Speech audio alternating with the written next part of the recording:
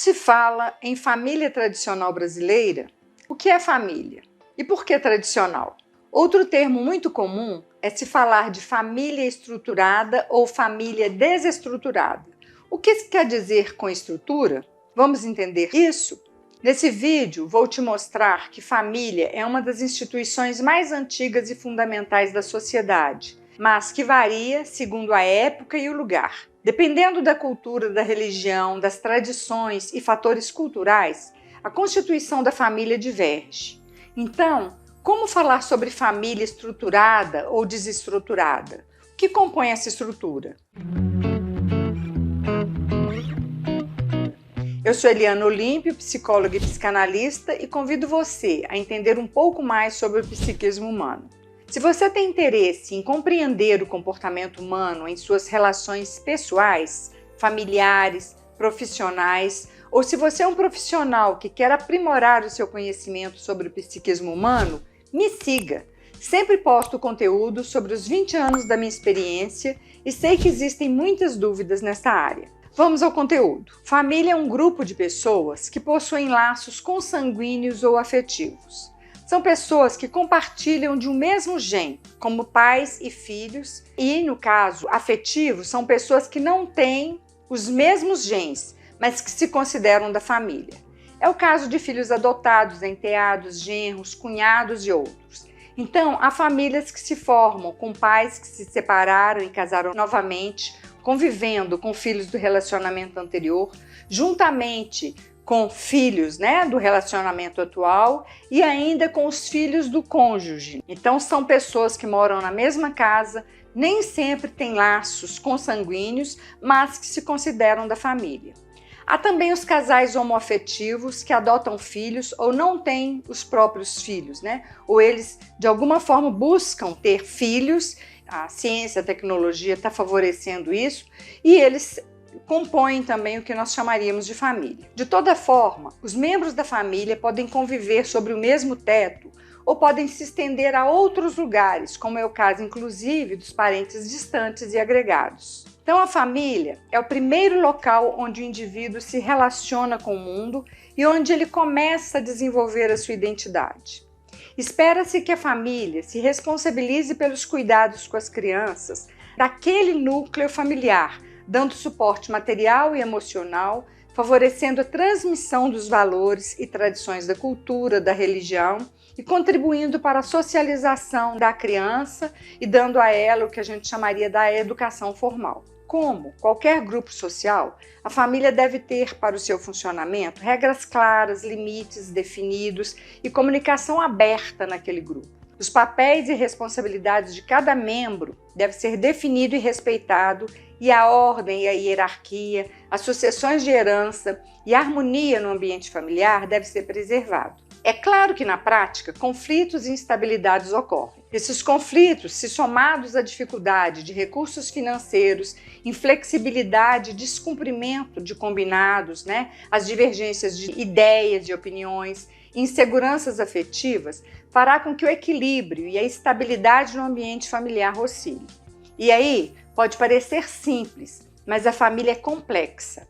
Lacan já apontava no seu texto Complexos Familiares, é o nome do texto, que a dinâmica familiar é complexa e desafiadora e que seus membros podem enfrentar uma série de conflitos e tensões que afetam, com certeza, as relações familiares. É que questões psicológicas dos seus indivíduos emaranham-se com aspectos do coletivo, advindo daí o inesperado, o estranho, o inusitado e causando reações nem sempre passivas no seio familiar. Então os pais eles criam os filhos achando que os filhos vão funcionar dentro do esperado e de repente os filhos trazem o inusitado e óbvio que nem sempre isso é passivo lá dentro daquele ambiente. Esses conflitos eles permitem que as instituições jurídicas, as instituições políticas, civis e religiosas interfiram no funcionamento da família. Assim, os conselhos tutelares, as delegacias, as igrejas, os políticos e até programas de televisão, eles se colocam como instituições que ditam ordens e controlam o que se passa no seio familiar. São essas instituições que rotulam o funcionamento familiar como estruturado ou não estruturado. Então, eles pretendem dizer que existem famílias estruturadas e famílias não estruturadas, sendo que estrutura, no seu conceito, se constitui de elementos essenciais que dão sustentação, arcabouço ou corpo a alguma coisa. Então, essas instituições, elas tomam por modelo de família, no caso, família estruturada, aquela em que os pais e os responsáveis assumem a liderança e os filhos, independente da idade destes, eles vão respeitar essa autoridade.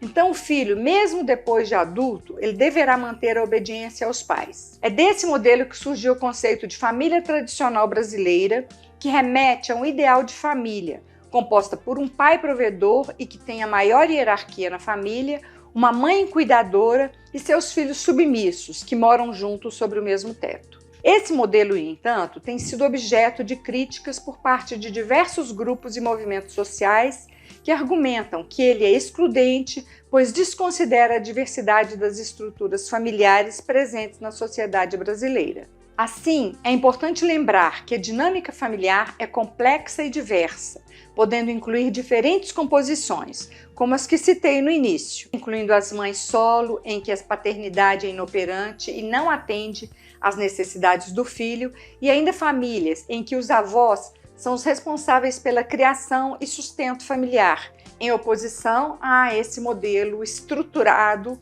que foi instituído. Então, as famílias atuais, elas comportam também diferentes tamanhos e diferentes papéis desempenhados pelos seus membros. Outro fator a considerar é que famílias com maiores recursos financeiros tendem a ter mais acesso ao trabalho, a serviços de saúde, à educação, ao lazer, de forma que esses recursos, eles eliminam dessas famílias os conflitos financeiros, que muitas vezes são palcos de atritos familiares.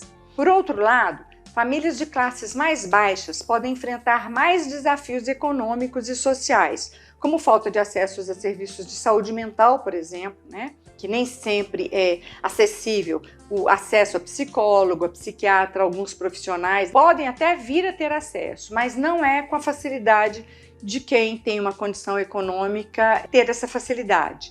Outra coisa é as famílias de classes mais baixas, elas têm dificuldade de ter acesso à educação de qualidade, a um trabalho estável e, nesse caso, a escassez de recursos pode dificultar a criação de uma estrutura familiar saudável. Bem, concluindo, é importante ressaltar que dizer que uma família é estruturada não significa que não tenha, no seu seio, conflitos difíceis de serem minimizados. E a estrutura familiar é determinada por vários fatores, como a condição econômica, cultura, religião, os valores pessoais, as experiências individuais de cada membro da família e, óbvio, como é estruturado psiquicamente aqueles membros ali dentro daquele seio familiar. Portanto, é possível encontrar famílias estruturadas em todas as classes sociais. O que nós não podemos dizer é que famílias estruturadas sejam um padrão da família tradicional brasileira. Então, família estruturada é uma coisa, e nós vamos ver que essa facilidade de acesso a determinadas coisas, com o mínimo de conflito, o mínimo de dificuldades ali no relacionamento daquela família e no relacionamento dos membros daquela família na sociedade, e que necessariamente a família tradicional brasileira, ela não segue esse padrão. Nem sempre o que nós chamamos de família tradicional brasileira tem a ver com esse padrão de família estruturada, que aí teria diversos modelos. Bem, se esse conteúdo te ajudou, curta, compartilhe e facilite a circulação desse vídeo. Obrigada!